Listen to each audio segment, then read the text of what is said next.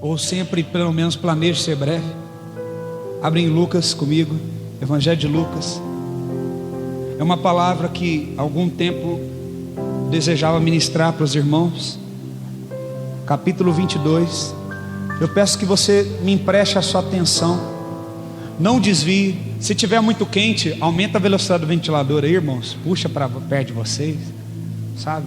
Se quiser tirar isso daqui, pôr para ajudar, pode colocar. A gente se sacrifica aqui, não tem problema não. A gente quer que vocês fiquem bem para ouvir a palavra. Eu, quando saí do sistema denominacional, quando eu saí num sistema que estava me aprisionando, quando Jesus me libertou, a primeira palavra que Deus me deu foi essa que eu vou pregar hoje. Eu vou pregar uma parte só, porque não dá tempo, já é 11h40, tá? Vou tentar terminar até meio-dia, meio-dia e 10, meia hora. Me empresta meia hora, gente, por favor. Então, eu quero compartilhar parte daquilo que Deus falou comigo e que foi de suma importância, de extrema importância para mim, para que eu fosse totalmente liberto pelo Senhor. Eu tenho falado aqui de que quando nós ficamos repetindo uma mentira várias vezes, ela fica tão veroz, tem uma veracidade tão grande que parece que se tornou uma verdade. E nós ficamos repetindo coisas que as pessoas falam, sem ao menos consultar a Deus e a sua palavra. E que eu quero fazer uma pergunta para vocês, como eu já fiz algumas, esses dias já fiz algumas perguntas. E eu quero fazer uma pergunta, eu quero que você responda, não tenha medo de responder errado, tá? Então vamos lá. Quando eu estava na escola dominical, que eu era criança, eu lembrei da minha professora que contou a história de uma vez, de um discípulo de Jesus que cortou a orelha de uma pessoa. Quem lembra disso? Quem lembra dessa história? Levanta a tua mão. Agora eu quero perguntar, né? Quem foi que estava com a espada e ele cortou a orelha de quem? Pedro, ok, tá certo. Cortou a orelha de quem? E os Malco era o quê? Mais alto. Não era um soldado. Ok? Eu faço isso para que vocês reflitam. Eu não faço isso para mostrar que eu sou melhor que vocês, ou que eu sei alguma coisa, porque eu estou aprendendo com vocês. Mas estou fazendo isso para você ver como nós repetimos coisas que não são verdade. Pastor, mas qual a diferença dele ser um soldado para um sacerdote? No final dessa pregação, você vai ver que tem toda a diferença essa informação. Então vamos ler Lucas capítulo 22 e vamos explicar por que Malco não era um soldado. Ok? Lucas capítulo 22. Nós vamos ler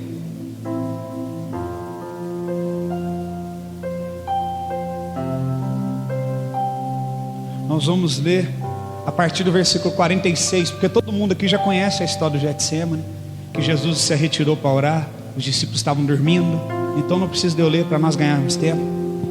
A partir do versículo 46 diz: e disse-lhes, Jesus disse para eles, né? Por que vocês estão dormindo? Levantai-vos e orai, para que não entre em tentação. Falava ele ainda, quando chegou uma multidão, e um dos 12, o chamado Judas, que vinha à frente deles, aproximou-se para beijar.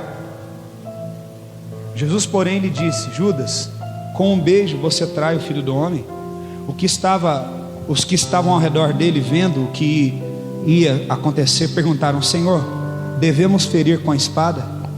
E um deles feriu o servo do sumo sacerdote. Repita comigo: Malco não era um soldado, ele era um servo do sumo sacerdote. Ele estava liderando um exército de soldados, mas ele não era um soldado. Ele estava liderando uma comitiva de soldados que foram para prender Jesus, mas ele não era um soldado. Ok? E foi ferido então um deles, que era o servo do sumo sacerdote, e cortou-lhe a orelha direita.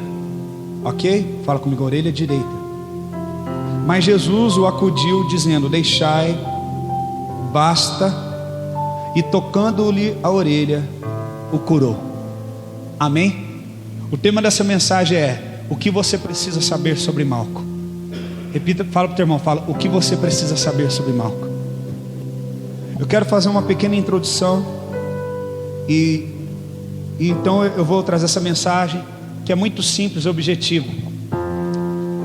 O povo hebreu, o povo de Israel, sempre quando eles davam um nome aos seus filhos, o nome estava ligado ao propósito, à missão que os seus filhos iriam viver, né? Moisés significa aquele que foi tirado das águas, né? Jesus significa o mesmo significado do nome Josué, que significa Jeová é a minha salvação.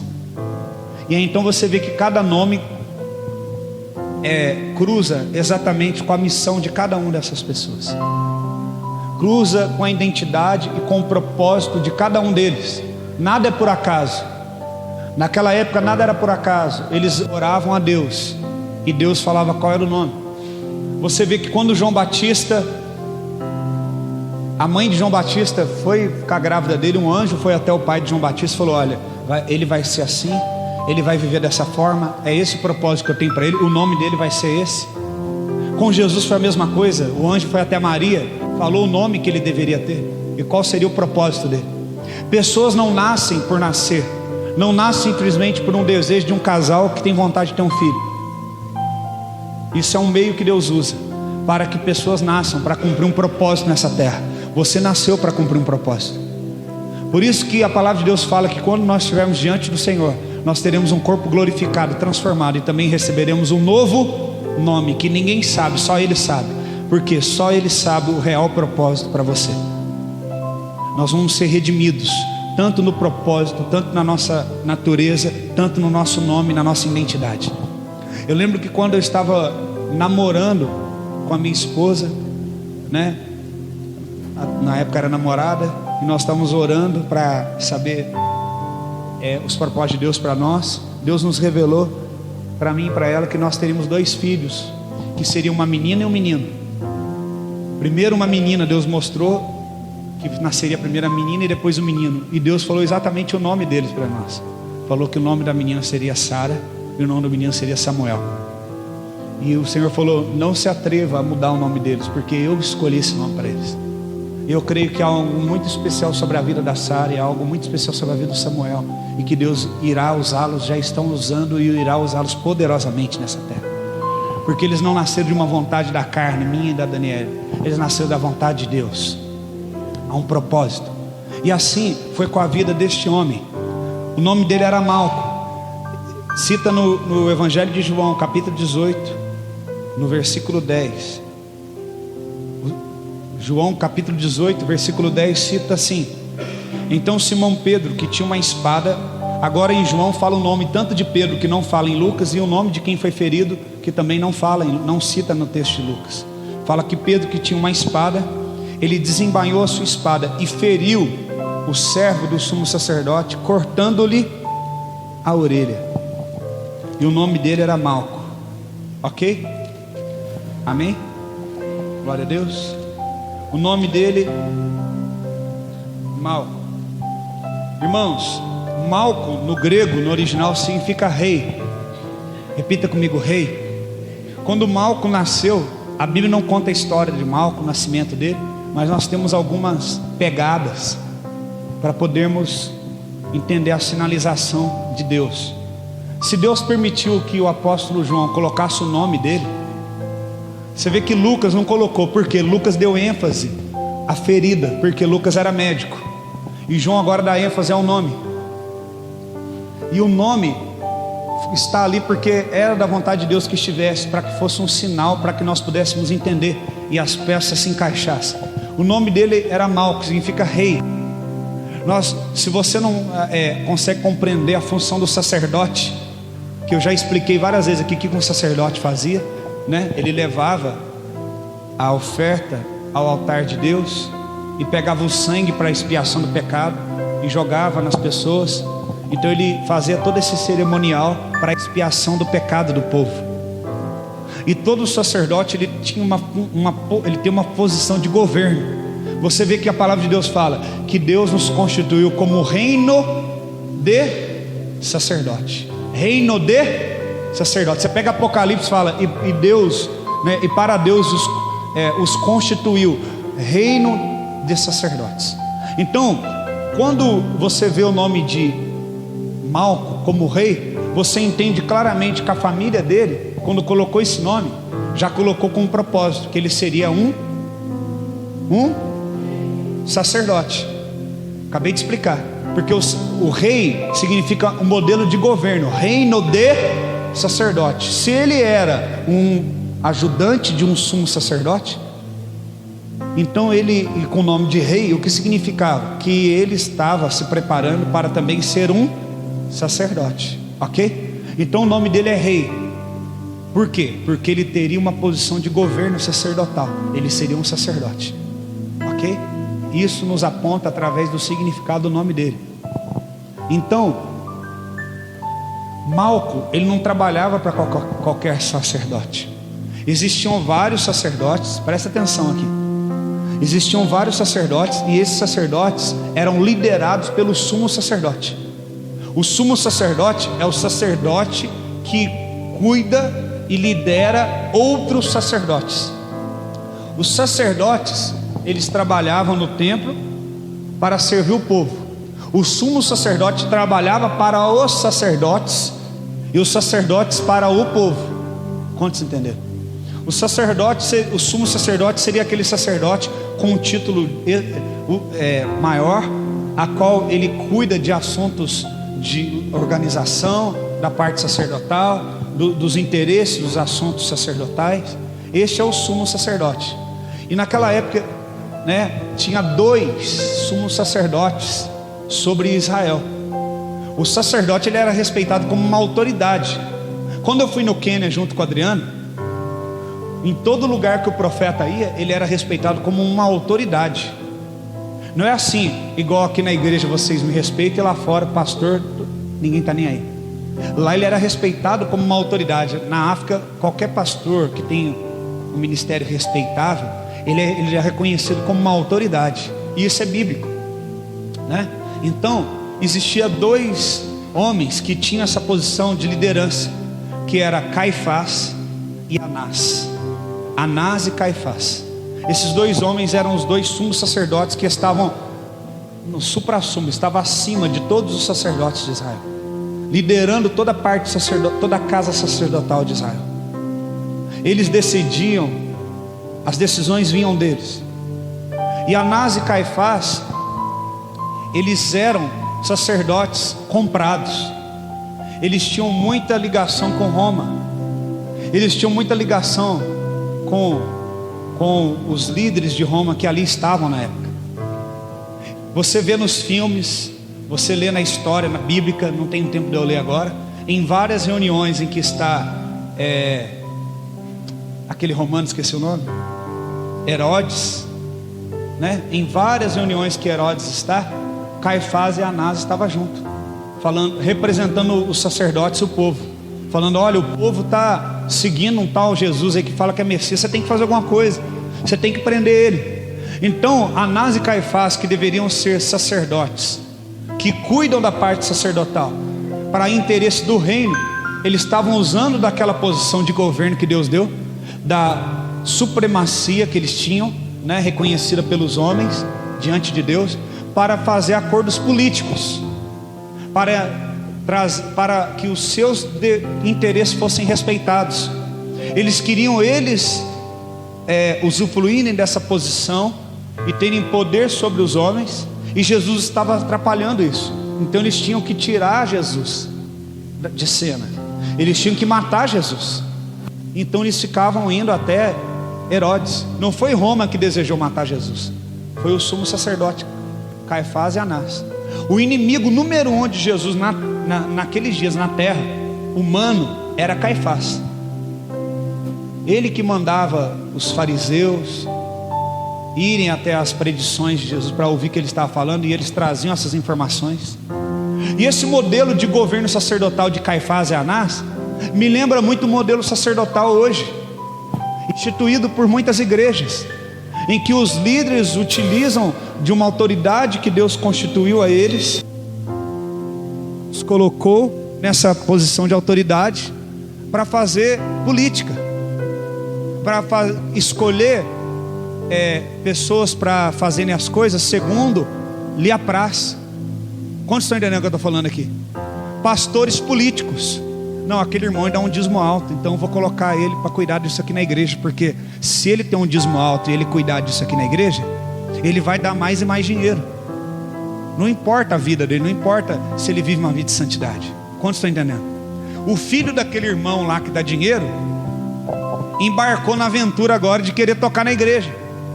Ele não está nem com Deus. Esse aí está melhor.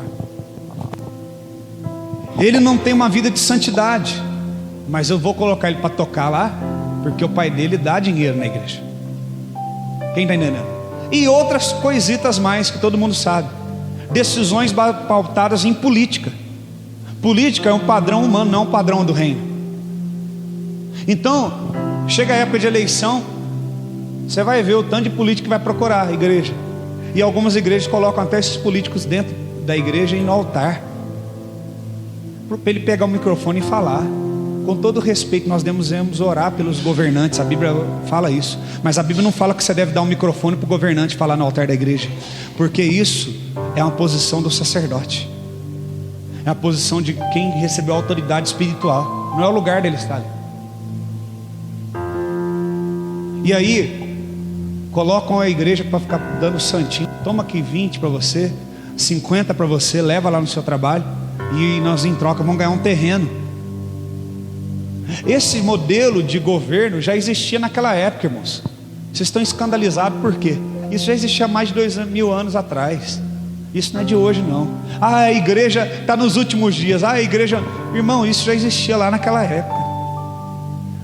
Anás e Caifás só estavam preocupados em enriquecer, em ganhar terrenos de Roma, em ganhar ouro, em se engordarem e terem um respeito das pessoas, e passar na rua e as pessoas beijarem os seus anéis. E Jesus começou a ser um obstáculo para esse tipo de modelo de sistema. Todas as vezes que o reino de Deus se manifestar, irmão, todas as vezes que a verdadeira igreja se manifestar, todas as vezes que Jesus se manifestar, vai ser um problema para essas igrejas, vai ser um problema para esse tipo de ministério, vai ser um problema para esse tipo de instituições. Vai incomodar, vai ser uma pedra no sapato. Quem está entendendo? Por isso que eles mataram João Batista, por isso que mataram Jesus. Nós vemos um texto em Atos. Eu estou só construindo a mensagem para chegar onde eu preciso chegar. Atos 26, versículo 10 e 12. Nós podemos ver claramente Paulo aqui falando quem que mandava ele matar as pessoas, quem que mandava ele oprimir as pessoas. Atos capítulo 26, versos 10 e 12 diz: o que com efeito fiz em Jerusalém, pois havendo recebido autoridade dos principais sacerdotes, não somente encerrei muitos dos santos em prisões, como também dei o meu voto contra eles quando os matavam. Sabe o que Paulo está falando? Paulo está falando assim: quando eu era perseguidor da igreja, quando eu jogava muitos cristãos na cadeia e matava, eu fazia isso com o aval de Roma, sim. Ele era cidadão romano, mas antes do aval de Roma, ele recebia a autoridade de quem? Dos sacerdotes. A gente olha para aquilo que Paulo fez e fala que maldade. Nossa, os romanos eram mal. Deixa eu te falar, quem mandou Paulo fazer aquilo foi os sacerdotes. E o que o sacerdote deveria fazer? Ouvir a vontade de Deus, levar o povo a ouvir a voz de Deus, trazer o povo a uma vida de santificação, buscar os interesses de Deus e não os seus próprios interesses.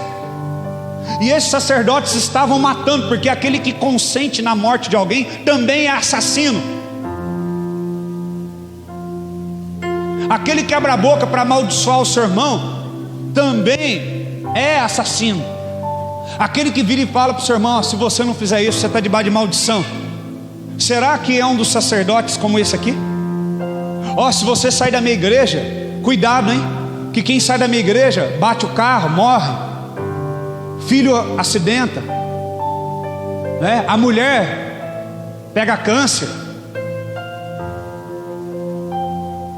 Veja só, irmãos, as barbaridades que nós ouvimos. E veja aqui que Paulo estava amando. Será que ele estava amando de Lampião e de Maria Bonita? Não, Ele estava amando de sacerdotes. É triste dizer isso, irmão, mas ele estava amando de sacerdotes.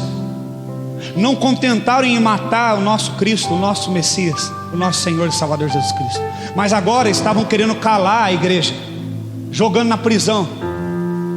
Irmãos, eles não vão nos calar. Eles não vão me calar. Eles podem me jogar em prisões, eles podem querer matar, não vão calar.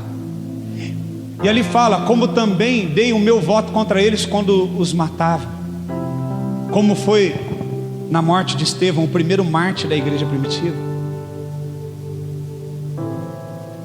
E aqui nós podemos ver no versículo 11 e 12: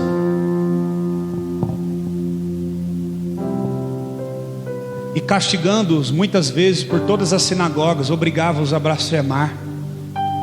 Enfurecido cada vez mais contra eles, perseguia-os até as cidades estrangeiras. Verso 12: indo com este encargo a Damasco, munido de poder e comissão dos principais. Quem eram os principais sacerdotes, irmãos? Quem eram os dois líderes principais de todos os sacerdotes? Eu falei o nome deles, Anás. Esses dois,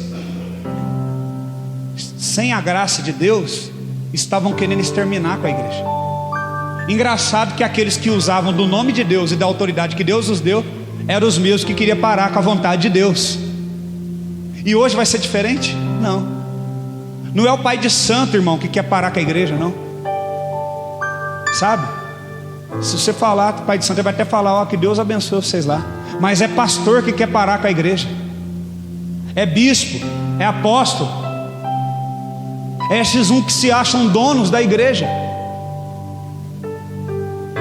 Eu falei uma expressão, que eu acordei de manhã cedo, no sábado, e Deus falou comigo.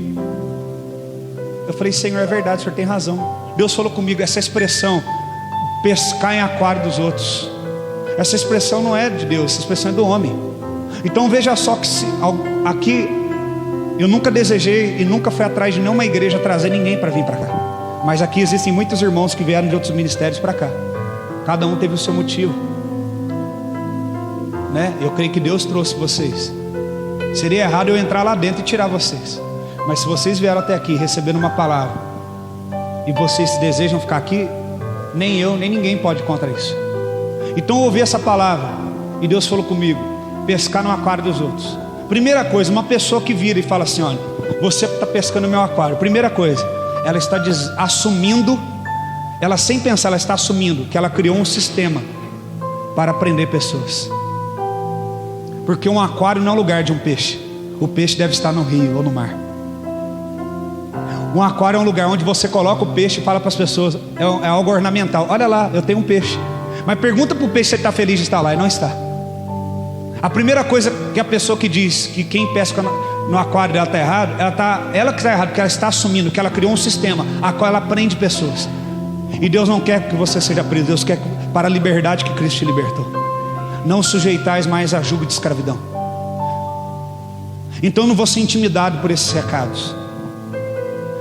Então eu vou falar, irmão, se você tem um aquário, então realmente a palavra, que é a pedra que esmiuça a penha, também esmiuça aquário. E esse aquário tem que ser quebrado, porque o peixe tem que voltar para a água, porque é um rio que nasce debaixo do trono de Deus. E essas pessoas, esses peixes, vão se alimentar dessas águas. Meu irmão, Deus não quer que você viva dentro de um aquário, nem aqui, nem em outra igreja. Deus quer que você viva nadando nas águas do Espírito, nos rios que brotam do trono de Deus, rios de água viva. Então a pessoa que fala isso, o meu aquário, está querendo dizer, eu sou o seu dono.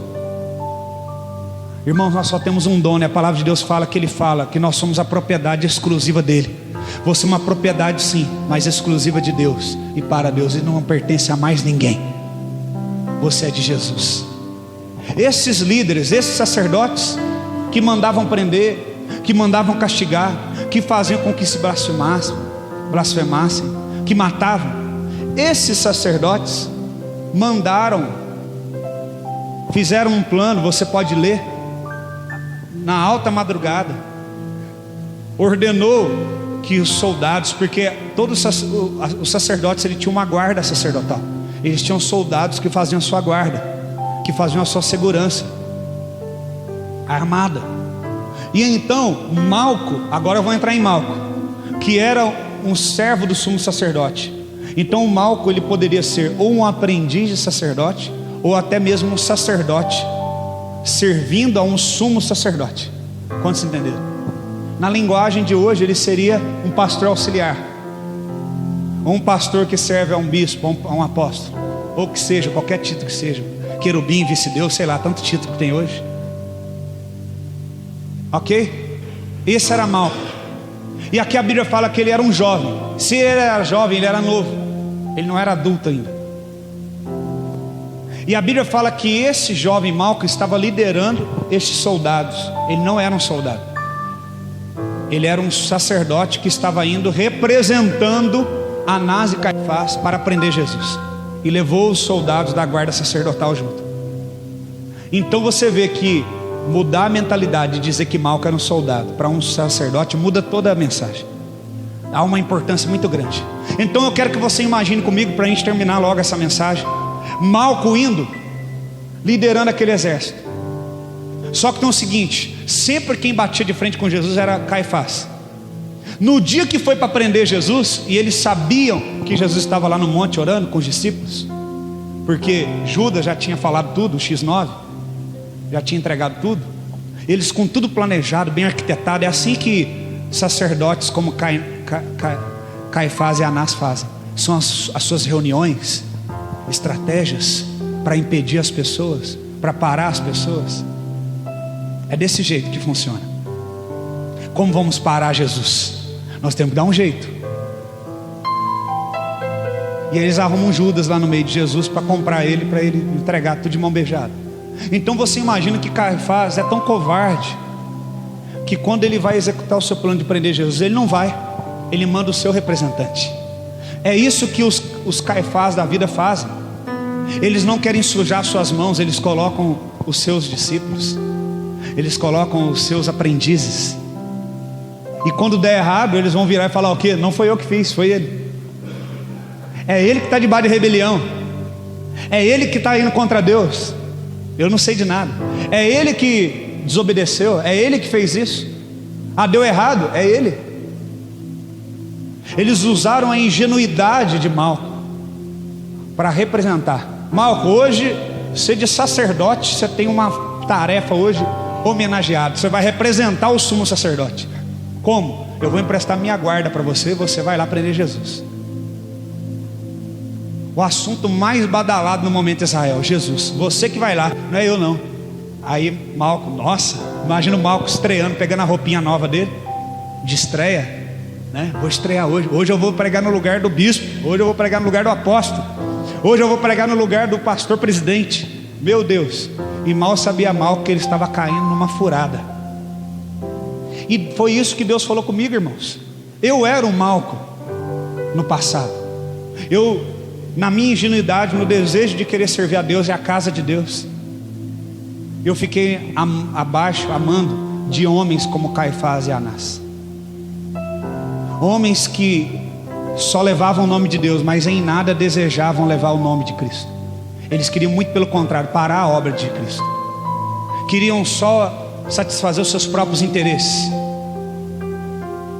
Colocam nomes em ofertas destinadas para missões como sendo algo de Deus, mas o dinheiro vai para o bolso deles. Constrói meia dúzia de casa, filma o pessoal chorando recebendo a casa, e o resto do dinheiro põe no bolso deles. Fala que o dinheiro é destinado para a abertura de novas igrejas. Eu vejo tantos pastores sendo enviados para abrir igrejas, passando necessidades, e eu fui um desses. E eu me vi ferido. Quando eu saí, eu olhei e falei: Deus, eu não consigo te ouvir mais, eu não consigo sentir a tua presença. Eu era pastor, irmãos, eu duvidei de Deus. Eu duvidei da presença, da existência de Deus. Falei: será que Deus existe mesmo? Aconteceu comigo, aconteceu com Asaf. E um dia Deus me deu essa palavra que eu estou pregando para você agora. Sabe o que Deus falou? O problema é que você é Malco. E o problema é que cortaram você.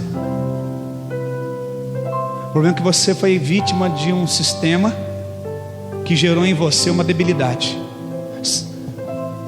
Você sente como se parte de você foi amputado de você. Você não sente mais aquela mulher de oração, aquele homem de oração, que você virava e dava uma palavra para alguém. Você não sente mais. porque você foi decapitado. Você não está inteiro, parte de você foi arrancada. Então Malco está diante de Jesus. E aí Jesus antes fala para os discípulos o quê? Vigia para que vocês não entrem em tentação, porque Jesus estava em espírito. Jesus sabia de tudo que acontecia, ele estava em espírito. Eu imagino Jesus orando ali. E não foi quando ele terminou de orar que eles chegaram, eles já estavam escondidos ali. Ele estava no Getsemane. Getsemane, outro dia eu falo isso, Getsemane ou Getsemane no original significa lugar da prensa do azeite. Porque ali tem vários arbustos de oliveiras, eles colhiam e eles passavam essas oliveiras na rocha, que ali o Getsemane é rochoso. Usavam as rochas como prensas para tirar o óleo das azeitonas.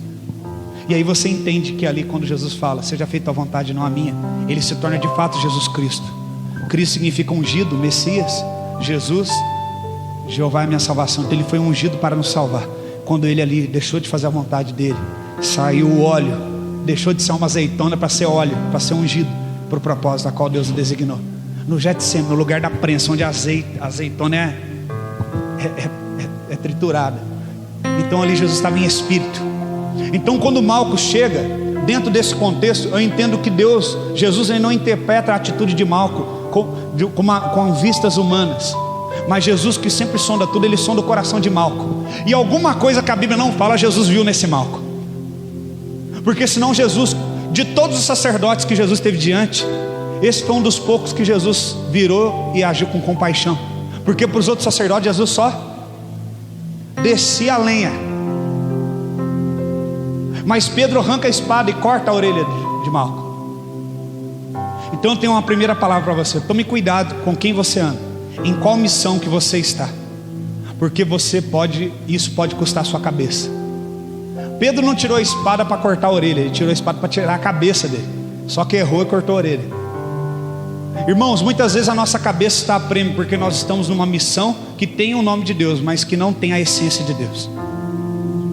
Malco era um menino puro que desejava o ministério sacerdotal, debaixo das mãos erradas, do sumo sacerdote errado e dentro da missão errada. E eu vejo que Jesus ele tem um mistério de reconciliar. Jesus, em todo lugar que ele vai, ele vê uma pessoa fora de lugar, ele coloca ela no lugar certo. Então deveria ser esse talvez a nossa missão: quebrar os aquários que existem e libertar os peixes. Sermos proclamadores de uma aliança de reconciliação e continuarmos pregando contra sistemas que aprisionam pessoas. Então Jesus olha para Malco, ele fala, ele deve pensar, vou colocar esse rapaz no lugar certo, eu vou pôr ele no prumo, como ele fez comigo, através dessa mensagem que me libertou, que Deus me deu há 9 anos atrás, e hoje que eu estou pregando para vocês. Então Malco está ali, e Pedro, alguém vira e pergunta. Pedro ele não pergunta, ele faz, depois ele pergunta. Mas alguém pergunta: devemos usar a espada? Quer dizer, todos os discípulos estavam armados, atemorizados, estavam debaixo da carne, do temor de qualquer momento Jesus ser preso. Mas Jesus estava no Espírito, falou: ora, entra no Espírito, vocês vão cometer erros. E muitas vezes nós somos como Pedro, viu, irmão? Nós não estamos também na comitiva de Anás em Caifás, mas nós estamos imaturos ainda. E nós estamos com a espada aqui, e qualquer um que vem nós já damos uma, porque não estamos no Espírito, nós estamos agindo na ferida ainda. Nós estamos agindo através da dor. E aí, em vez de você chegar e falar: vem cá, vem andar do nosso lado, é que você está do lado errado, você pega e ainda dá uma espadada já para arrancar logo a cabeça. Alguém vira e pergunta: nós devemos usar a espada? Pedro nem pergunta, ele já arranca e usa.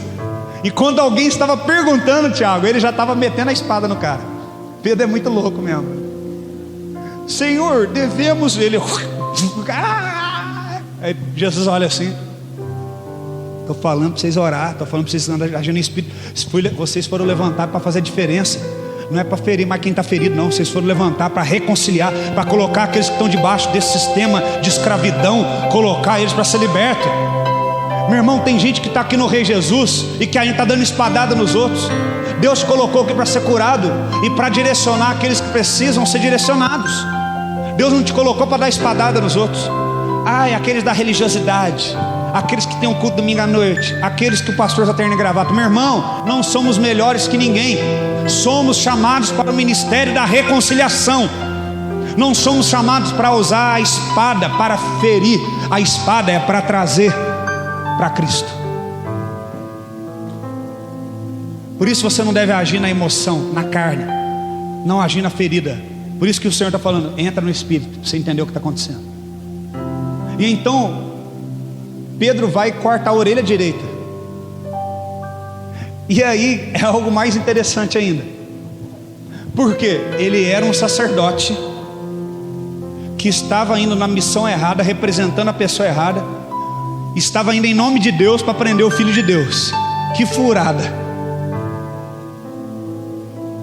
Irmãos, deixa eu te falar, hoje eu reconheço, nunca fiz isso de caso pensado, mas quantas coisas eu tive que pedir perdão para Deus depois que eu saí da instituição, porque eu vi que eu traí a causa do Evangelho. Coisas que eu fiz para obedecer os meus líderes, que eu vi que depois, sem saber, que eu estava errado, que eu traí.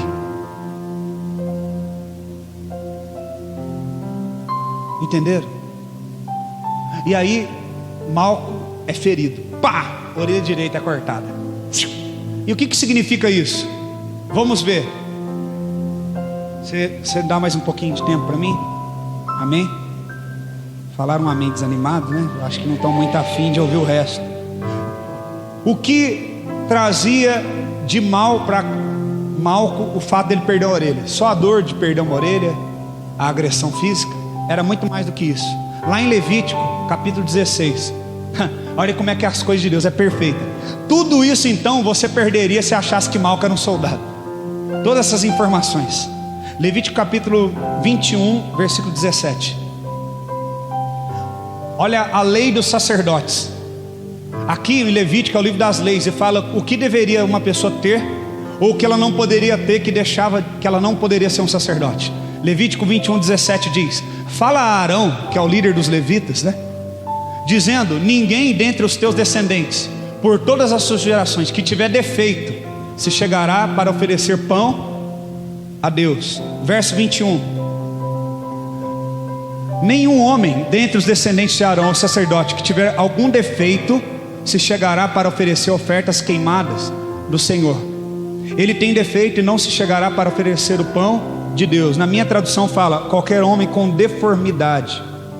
Quem está escrito assim? Deformidade. Aqui diz no versículo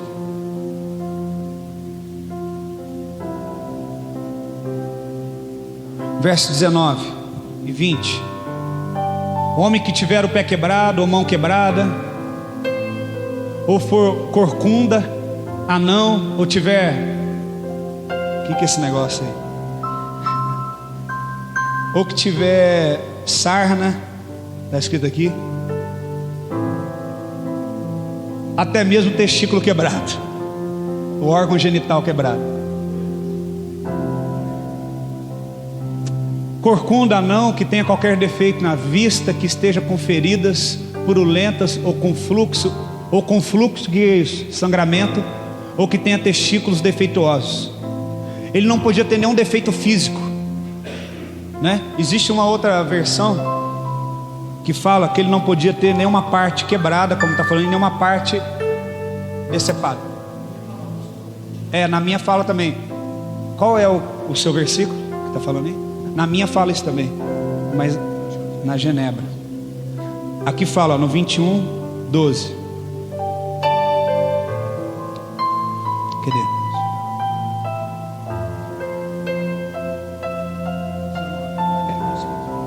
Tá. Olha aqui o que fala na Bíblia dele: pois nenhum homem que houver defeito se chegará a homem cego, coxo, ou com o rosto mutilado, ou rosto desproporcional. Ok? Depois vocês conferem, está na Bíblia, não estão inventando não. Então quer dizer que o sacerdote, para ser sacerdote, ele não podia ter nenhuma parte dos seus ossos ser quebrada. Lembra que a palavra fala que Jesus ele foi transpassado por uma lança, não foi quebrado, nenhum dos seus ossos foram quebrados? Um sumo sacerdote, um sacerdote não podia ter ossos quebrados. Um sacerdote não podia ter nenhum órgão maior do que o outro. Um sacerdote não podia ter fluxo sanguíneo. O que é isso? Ele não podia ter sangramento. E ali fala também, não podia ter deformidade no rosto. Então quer dizer, a partir daquele momento que Pedro cortou a orelha de Malco, ele não poderia mais atuar como um sacerdote, segundo a lei. E ele sabe disso porque ele cresceu dentro da casa do sumo sacerdote, estudando as leis e aprendendo, ele sabia. E também no livro de Levítico, no capítulo 14, verso 14, diz, preste atenção: o sacerdote colocará um pouco de sangue da oferta pela culpa na ponta da orelha direita daquele que será purificado, e no polegar da sua mão direita e no polegar do seu pé direito. Então o sacerdote, ele pegava o sangue do animal que era para o sacrifício da expiação, e ele pegava aquele sangue com o polegar direito e colocava na orelha direita dele e na orelha direita daquele que estava sendo purificado, no polegar direito dele e no polegar direito da pessoa que estava sendo purificada, e também no dedo dos pés, como sendo corpo, alma, espírito, sendo todo o corpo, toda a estrutura corporal, toda a vida dele sendo santificada através do sangue. Então o sacerdote, ele tinha também esse lado da orelha direita que colocava o sangue nele e na pessoa que estava diante dele. Por que a orelha direita? Porque o direito simboliza o lado correto, o lado esquerdo, o lado anti-horário, é o lado errado, o lado do mal. Então simboliza o quê? Que um sacerdote, subsintente que um sacerdote, para servir a Deus, ele precisa ouvir a vontade de Deus. Então quando o sacerdote estava ungindo, a orelha direita dele e daquela pessoa, estava dizendo que a partir de agora você vai ser santificado, você vai ouvir a Deus. Quantos estão entendendo? Primeiro na orelha, porque simboliza o ouvir a Deus, a vontade de Deus, a vocação de Deus. Então um sacerdote que tinha sua orelha decepada não podia mais fazer isso.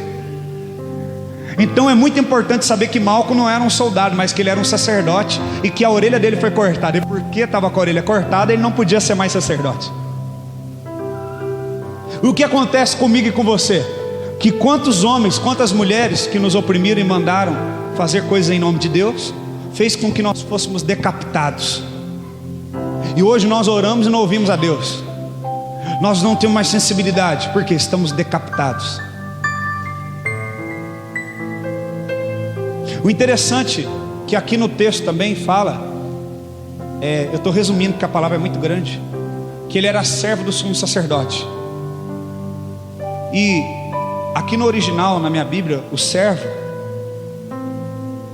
do sumo sacerdote é também a mesma palavra utilizada no Velho Testamento. Eu vou ler rapidinho para você.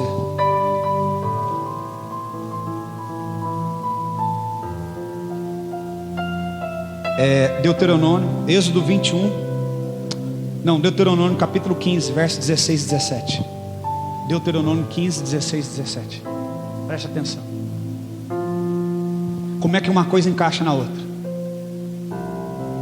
Diz assim: mas se o seu escravo lhe disser, não quer deixá-lo porque ama você e sua família, e não tem falta de nada, então apanhe um furador e fure a sua orelha. E apanhe um furador, fure a sua orelha dele contra a porta, e ele se tornará seu escravo para o resto da sua vida. Faça o mesmo com a sua escrava. Está em Deuteronômio capítulo 15, versos 16 e 17. Se você quiser ler na sua casa, não vou ler agora. Êxodo 21, versículo 1 ao 6. Deus dá uma ordem, ele fala: quando você tiver um escravo, ele vai servir você 6 anos. No 7º ano, você vai mandar ele embora.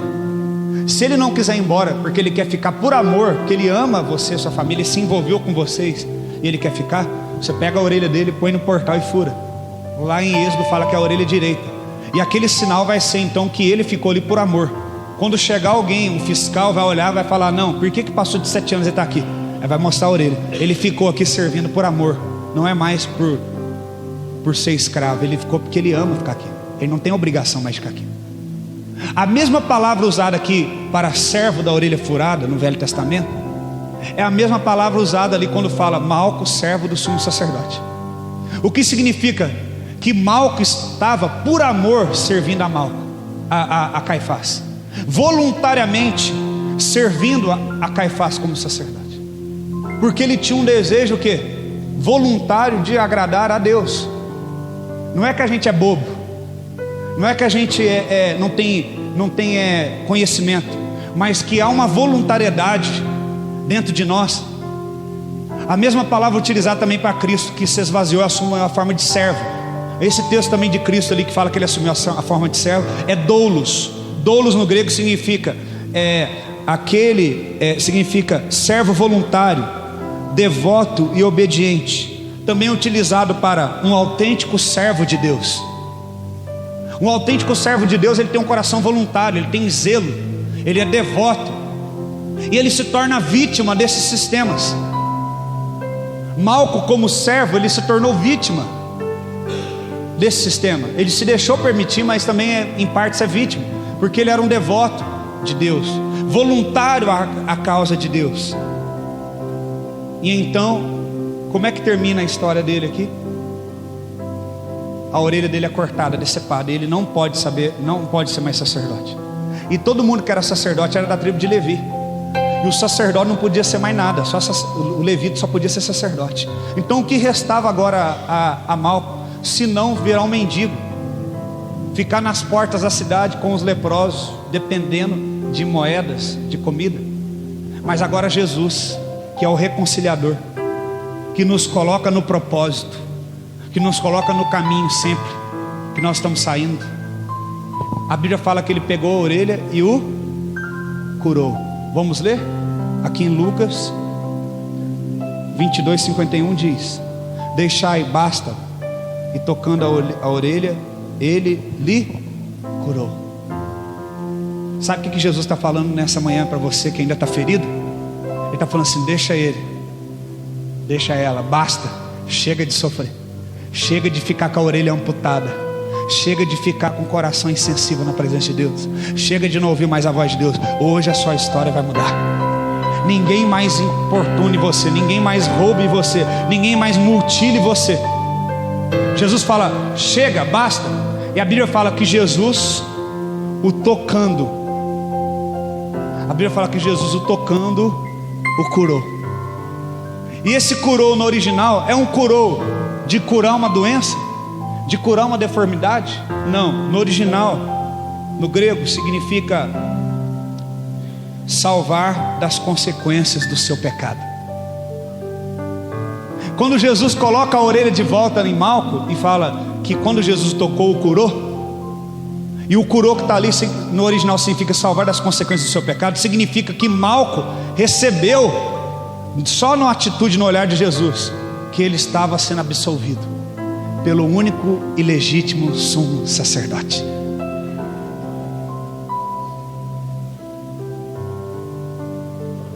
Quando fala que Jesus o toca e o cura, não significa só que Jesus devolveu a orelha para ele. Jesus devolveu muito mais do que isso. Jesus libertou ele da consequência do seu pecado e da sua desobediência, para que agora ele pudesse caminhar na direção correta e para o sacerdote correto. E a mesma palavra ali, curou, no original, é a mesma palavra utilizada no texto de 1 Pedro 2:24, que eu leio agora e encerro essa mensagem. 1 Pedro capítulo 2, versículo 24 diz: ele mesmo levou em seu corpo os nossos pecados, e sobre o madeiro, a fim de que morrêssemos para os pecados e vivêssemos para a justiça, e por suas feridas fomos curados. Aquela palavra curado é a mesma palavra que foi falada para Malco no original, que significa: eu estou salvando você de sofrer qualquer consequência pelo seu erro. Eu estou livrando você de sofrer qualquer consequência pelo seu erro. A consequência por você andar com o sacerdote errado seria viver sem uma orelha, seria deixar de viver o teu sonho de ser voluntário na causa de Deus. Mas hoje eu estou livrando você, embora errado, embora tendo falhado, embora andando por caminho sem a direção de Deus, eu estou livrando você da consequência disso. Eu estou restituindo o que você perdeu. Então aqui está dizendo que ele morreu na cruz, ele sofreu para que nós não sofrêssemos no lugar dele, e que se tivesse alguma penalidade que nós merecíamos pelo nosso pecado, ele nos curou, nos livrando dessa consequência do nosso pecado. Irmãos, isso é muito poderoso. Sabe o que isso significa para nós, contextualizando? que há muitos malcos aqui na minha frente hoje que talvez precisam receber de volta a orelha direita, a orelha furada. Precisa receber o desejo voluntário de estar na casa de Deus, o desejo voluntário de servir a Deus. E falar, eu fui abusado pelo homem, eu fui aproveitado pelo homem, mas eu não vou parar de servir ao meu Deus por causa disso. Eu serei um servo da orelha furada, um servo que fica na casa do Senhor por amor. E quando Jesus pega a orelha e toca, o que Jesus faz? Aquilo que o sacerdote fazia, pegava o sangue e fazia o quê? O que nós lemos lá em Levítico? Volta no texto de Levítico, para nós terminarmos. O texto que fala que ele punha sangue na orelha. Isso. 14:14. Fica de pé no teu lugar. Eu não sei se você está entendendo a mensagem, porque às vezes tem gente que está com pressa de ir embora e não presta mais atenção. Mas quando Jesus pega a orelha, você vai ser Malco. E ele pega a orelha direita no chão, cheia de sangue, e ele coloca. Pouco antes disso acontecer, o que a Bíblia diz? Que Jesus estava orando no Getsemane. O que verteu dele? O primeiro a aproveitar do sangue de Jesus que expia o pecado foi Malco, hein? E aí, nos poros de Jesus ali tem sangue. Na orelha de Malco tem o sangue de Malco. Fica ali, meu amor, por favor. E agora Jesus inclina e abaixa, pega a orelha no chão. Imagina a cena. Nos poros de Jesus que verteram sangue, o próprio sangue que expiou o meu pecado e o seu, ele pega com o polegar a orelha, Jesus, o sumo sacerdote, e coloca em Malco. E assim, quando ele faz isso, ele o liberta da consequência do seu pecado. E o que está escrito ali? O sacerdote porá um pouco de sangue na oferta pela culpa, na ponta da orelha direita daquele que precisa ser purificado. Será que você entendeu? Será que você entendeu? Quando Jesus pega a orelha de Malco e coloca, ele não só devolveu a orelha, ele o purificou. Purificou a missão dele, o coração dele, com o polegar, com o sangue que havia de Cristo nos seus poros, e com o sangue de Malco ali, ó. Estou te purificando, cara. Estou te colocando de novo nos trilhos. Você que se sente ainda como Malco, feche os teus olhos. Fala, Senhor, me purifica. Devolve a minha orelha que foi arrancada. Devolve o meu chamado, Senhor, para mim, o desejo voluntário de servir ao Senhor. Você que perdeu aquela voluntariedade de servo da orelha furada, porque decapitaram a tua orelha, arrancaram fora, feriram você. Fala, Senhor, me purifica com teu sangue, Senhor, me cura da consequência do meu pecado. Eu não quero viver debaixo da consequência do meu pecado, frio, sem desejar a tua presença. Eu quero ser como Malco hoje, restaurado por ti, Senhor. Toca-me, Senhor. Pede para Jesus te restituir aquilo que foi decapitado. Pede para Ele pegar com o polegar dele e colocar em você. Coloca aqui de volta a orelha, Senhor. Me purifica, Senhor, com teu sangue.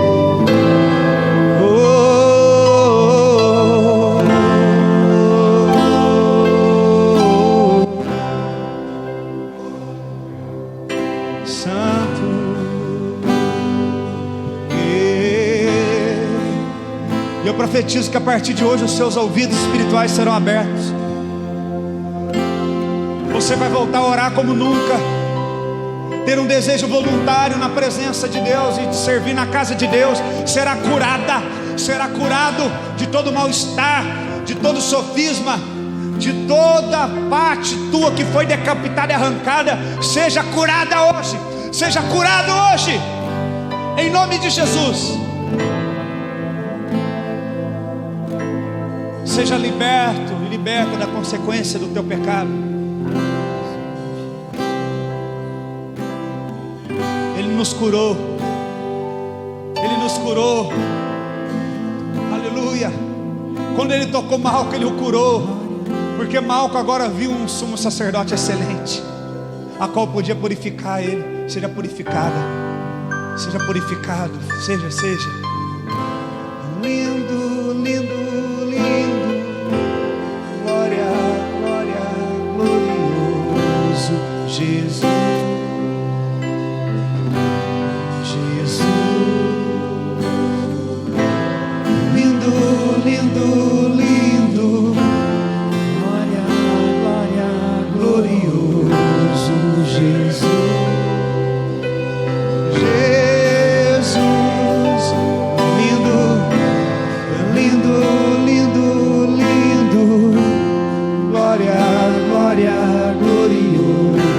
Deixa fluir os dons, deixa fluir o ministério que Deus tem para você.